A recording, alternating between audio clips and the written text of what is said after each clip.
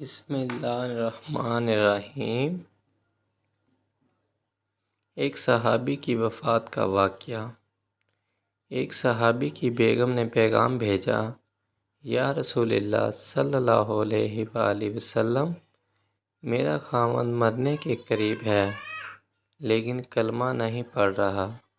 آپ صلی اللہ علیہ وآلہ وسلم اس کے پاس تشریف لے گئے اور فرمایا، بیٹا کلمہ پڑھ۔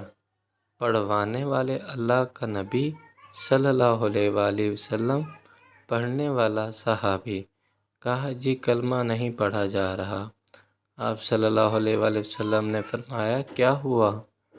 کہا، جی بس پڑھا نہیں جاتا۔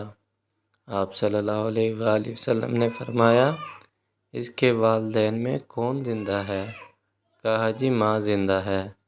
تو آپ صلی اللہ علیہ وآلہ وسلم نے کہا، اس کی ماں کو بلاؤ۔ جب ماں آ گئی تو آپ صلی اللہ علیہ وآلہ وسلم نے فرمایا، تم بیٹے سے ناراض تو نہیں؟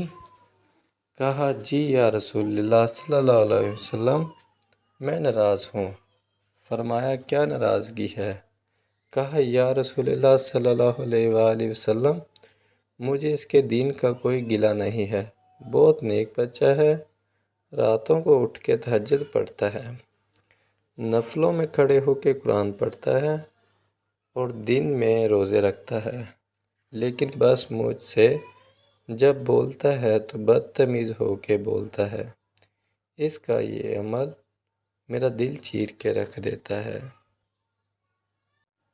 جزاک اللہ خیر۔ ویڈیو اچھی لگی ہو تو چینل کو لائک اور سبسکرائب ضرور کیجیے گا۔